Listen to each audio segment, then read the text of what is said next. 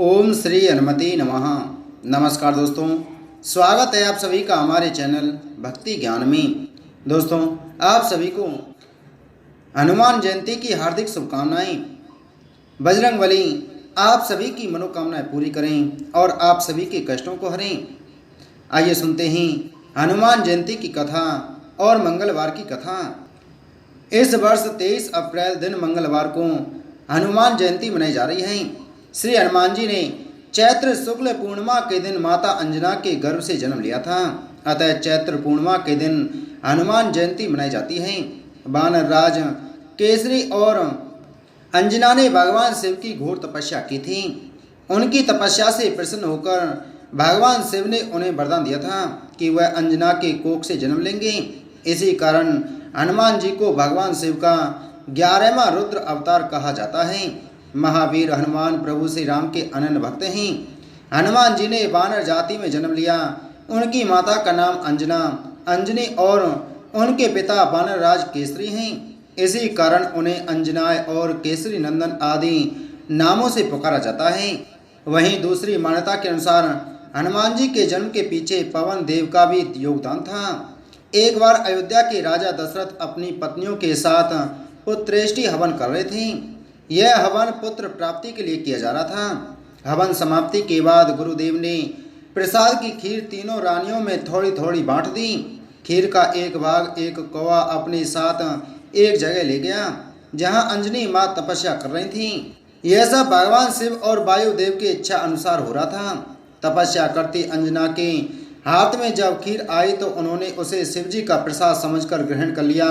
इसी प्रसाद की वजह से हनुमान जी का जन्म हुआ। सूर्य के वर्षे स्वर्ण के बने हुए सुमेरु में केसरी का राज्य था। उसकी अति सुंदर अंजना नामक स्त्री थी। एक बार अंजना ने शुचि स्नान करके सुंदर वस्त्राभूषण धारण किए। उस समय पवन देव ने उसके कर्णरंध्र में प्रवेश कर आते समय आश्वासन दिया कि तेरे यहाँ सूर्य, अग्नि एवं स्वर्ण के समान तेजस्वी वेद वेदांगों का मर्मज्ञ विश्वानंद महाबली पुत्र होगा। और ऐसा ही हुआ। कार्तिक कृष्ण चतुर्दशी की महानिशा में अंजना के उदर से हनुमान जी उत्पन्न हुए। दोपहर बाद सूर्योदय होते ही उन्हें भूख लगी। माता फल लाने गईं। इधर लाल वर्ण के सूर्य को फल मानकर हनुमान जी उसको लेने के लिए आकाश में उछल गए। उस दिन अमावस्या होने से सूर्य को ग्रसने के लिए राहु आया था, किंतु हनुमान जी को दूसरा राहु मानकर वह भाग गया। तब इंद्र ने हनुमान जी पर वज्र प्रहार किया। उससे उनकी ठोड़ी टेढ़ी हो गई, जिससे ये हनुमान कहलाई। इंद्र की इस दृष्टता का दंड देने के लिए पवन देव ने प्राणी मात्र का वायु संचार रोक दिया। तब ब्रह्म आदि सभी देवता ने हनुमान को वर दिया। ब्रह्मा जी ने अमितायु का, इंद्र ने वज्र से हत न होने का, सूर्य ने अपने शतांश तेज से युक्त और संपूर्ण शास्त्रों के विशेषज्ञ होने का, वरुण ने पास और जल से अभय रहने का, यम ने यमदंड से अवध्य और पास से नाश न होने का, कुबेर ने शत्रु मर्दनी गदा से निशंक रहने का, शंकर ने प्रमंद और अजय योद्धाओं से जय प्राप्त करने का, और विश्वकर्मा ने मैं के बनाए हुए सभी प्रकार के दुर्बोध्य और असह्य अस्त्र शस्त्र तथा यंत्र आदि से कुछ भी क्षति न होने का वर दिया। इस प्रकार के वरों के प्रभाव से आगे जाकर हनुमान जी ने अमित पराक्रम के जो काम किए वे सब हनुमान जी के भक्तों में प्रसिद्ध हैं, और जो अश्रुत या अज्ञात हैं वे अनेक प्रकार की रामायणों, पद्म पुराण, स्कंद और वायु आदि पुराणों में ज्ञात हो सकते हैं। आइए सुनते हैं मंगलवार की व्रत कथा। व्यास जी ने कहा, एक बार नैमिषारण तीर्थ में 80,000 मुनि एकत्रित होकर प्राणों के ज्ञाता श्री सूत जी से पूछने लगे, हे महामुनि, आपने हमें अनेक प्राणों की कथा सुनाई हैं। आप कृपा करके हमें ऐसा व्रत और कथा बताएं जिसके करने से संतान की प्राप्ति हो तथा मनुष्यों को रोग, शोक, अग्नि, सर्व दुख आदि का भय दूर हो, क्योंकि कलयुग में सभी जीवों की आयु बहुत कम है। फिर इस पर उन्हें रोग चिंता के कष्ट लगे रहेंगे तो फिर वह श्रीहरि के चरणों में अपना ध्यान कैसे लगा सकेंगे। श्री सूत जी बोले, हे मुनियों, आपने लोक कल्याण के लिए बहुत ही उत्तम बात पूछी है। एक बार युधिष्ठिर ने भगवान श्री कृष्ण जी से लोक कल्याण के लिए यही प्रश्न किया था। भगवान श्री कृष्ण और युधिष्ठिर का संवाद तुम्हारे सामने कहता हूँ, ध्यान देकर सुनो। एक समय पांडवों की सभा में श्री कृष्ण जी बैठे हुए थे। तब युधिष्ठिर ने भगवान श्री कृष्ण से प्रश्न किया, हे प्रभु नंद नंदन गोविंद, आपने मेरे लिए अनेकों कथाएं सुनाई हैं। आज आप कृपा करके ऐसा व्रत या कथा सुनाएं जिसके करने से मनुष्य को रोग चिंता का वह समाप्त हो और उसको पुत्र की प्राप्ति हो। हे प्रभु, बिना पुत्र के जीवन व्यर्थ है।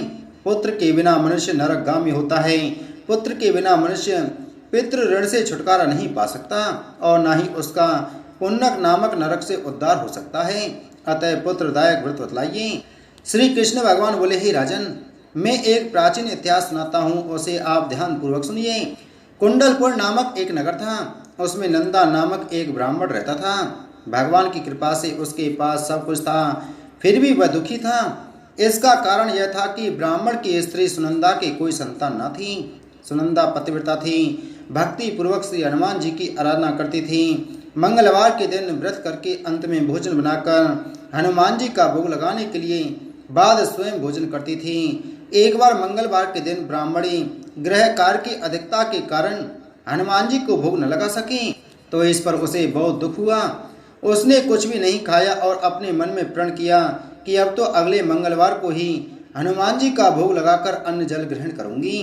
ब्राह्मणी सुनंदा प्रतिदिन भोजन बनाती, श्रद्धा पूर्वक पति को खिलाती, परंतु स्वयं भोजन नहीं करती और मन ही मन श्री हनुमान जी की आराधना करती थी। इसी प्रकार 6 दिन गुजर गए और ब्राह्मणी सुनंदा अपने निश्चय के अनुसार भूखी प्यासी निराहार रही। अगले मंगलवार को ब्राह्मणी सुनंदा प्रातः काल ही बेहोश होकर गिर पड़ी।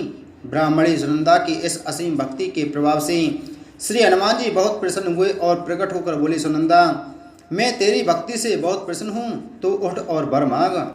सुनंदा अपने आराध्य देव श्री हनुमान जी को देखकर आनंद की अधिकता से विवल होकर श्री हनुमान जी के चरणों में गिरकर बोली, हे प्रभु, मेरी कोई संतान नहीं है, कृपा करके मुझे संतान प्राप्ति का आशीर्वाद दें, आपकी अति कृपा होगी। श्री महावीर जी बोले, तेरी इच्छा पूर्ण होगी, तेरे एक कन्या पैदा होगी, उसके अष्टांग प्रतिदिन सोना दिया करेंगे। इस प्रकार कहकर श्री महावीर जी अंतर्ध्यान हो गए। ब्राह्मणी सुनंदा बहुत हर्षित हुई और सभी समाचार अपने पति से कहा।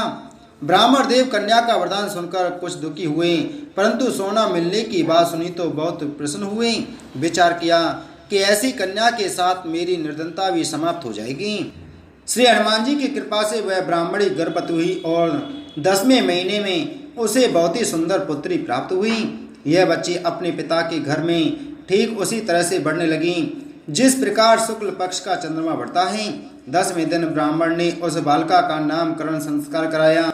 उसके कुल पुरोहित ने उस बालिका का नाम रत्नावली रखा, क्योंकि यह कन्या सोना प्रदान किया करती थी। इस कन्या ने पूर्व जन्म में बड़े ही विधान से मंगल देव का व्रत किया था। रत्नावली का अष्टांग बहुत सा सोना देता था। उस सोने से नंदा ब्राह्मण बहुत ही धनवान हो गया। अब ब्राह्मणी भी बहुत अभिमान करने लगी थी। समय बीतता रहा। अब रत्नावली 10 वर्ष की हो चुकी थी। एक दिन जब नंदा ब्राह्मण प्रसन्नचित्त था, तब सुनंदा ने अपने पति से कहा, मेरी पुत्री रत्नावली विवाह के योग्य हो गई है, अतः आप कोई सुंदर तथा योग्य वर देखकर इसका विवाह कर दें। यह सुनकर ब्राह्मण बोला, अभी तो रत्नावली बहुत छोटी है।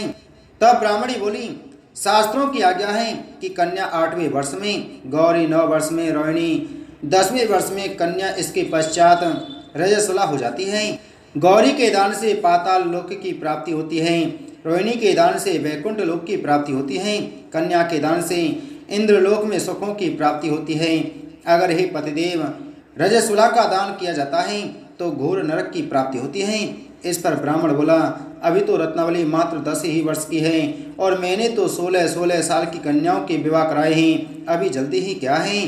तब ब्राह्मणी सुनंदा बोली, आपको तो लोभ अधिक हो गया लगता है। शास्त्रों में कहा गया है कि माता पिता और बड़ा भाई रजस्वला कन्या को देखते हैं तो अवश्य ही नरकगामी होते हैं। तब ब्राह्मण बोला, अच्छी बात है, कल मैं अवश्य ही योग्य वर की तलाश में अपना दूत भेजूंगा। दूसरे दिन ब्राह्मण ने अपने दूत को बुलाया और आज्ञा दी कि जैसी सुंदर मेरी कन्या है वैसा ही सुंदर वर उसके लिए तलाश करो। दूत अपने स्वामी की आज्ञा पाकर निकल पड़ा। पंपई नगर में उसने एक सुंदर लड़के को देखा। यह बालक एक ब्राह्मण परिवार का बहुत गुणवान पुत्र था। इसका नाम सोमेश्वर था। दूत ने इस सुंदर व गुणवान ब्राह्मण पुत्र के बारे में अपने स्वामी को पूर्ण विवरण दिया। ब्राह्मण नंदा को भी सोमेश्वर अच्छा लगा और फिर शुभ मुहूर्त में विधि पूर्वक कन्यादान करके ब्राह्मण ब्राह्मणी संतुष्ट हुए। परंतु ब्राह्मण के मन तो लोभ समाया हुआ था। उसने कन्यादान तो कर दिया था, पर वह बहुत खिन्न भी था। उसने विचार किया कि रत्नावली तो अब चली जाएगी और मुझे इससे जो सोना मिलता था वह अब मिलेगा नहीं। मेरे पास जो धन था कुछ तो इसके विवाह में खर्च हो गया और जो शेष बचा है वह भी कुछ दिनों पश्चात समाप्त हो जाएगा। मैंने तो इसका विवाह करके बहुत बड़ी भूल कर दी है। अब कोई ऐसा उपाय हो कि रत्नावली मेरे घर में ही बनी रहे, अपनी ससुराल न जावे। लोभ रूपी राक्षस ब्राह्मण के मस्तिष्क पर छाता जा रहा था। रात भर अपनी सैया पर बेचैनी से करवटें बदलते बदलते उसने एक बहुत ही क्रूर निर्णय लिया।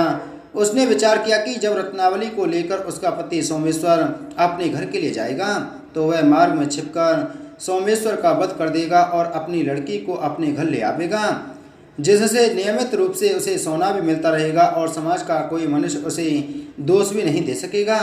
प्रातः काल हुआ तो नंदा और सुनंदा ने अपने जमाई तथा लड़की को बहुत सारा धन देकर विदा किया। सोमेश्वर अपनी पत्नी रत्नावली को लेकर ससुराल से अपने घर की तरफ चल दिया। ब्राह्मण नंदा महालोक के वशीभूत हो अपनी मति खो चुका था। पाप पुण्य का उसे कुछ विचार न रहा था। अपने भयानक व क्रूर निर्णय को कार्य रूप देने के लिए उसने अपने दूत को मार्ग में अपने जमाई का वध करने के लिए भेज दिया था, ताकि रत्नावली से प्राप्त होने वाला सोना उसे हमेशा मिलता रहे और वो कभी निर्धन न हो।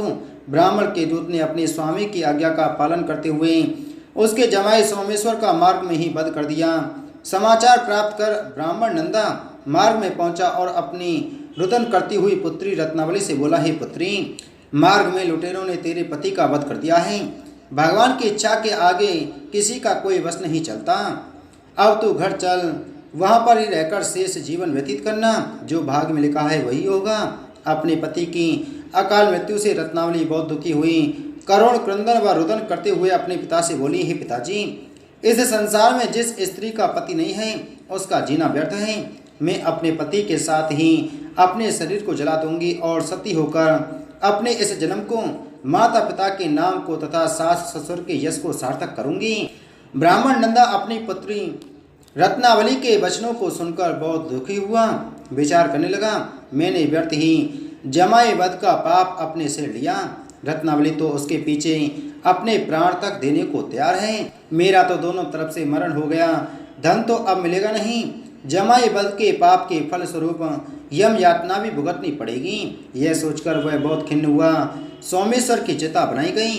रत्नावली सती होने की इच्छा से अपने पति का सिर अपनी गोद में रखकर चिता में बैठ गई।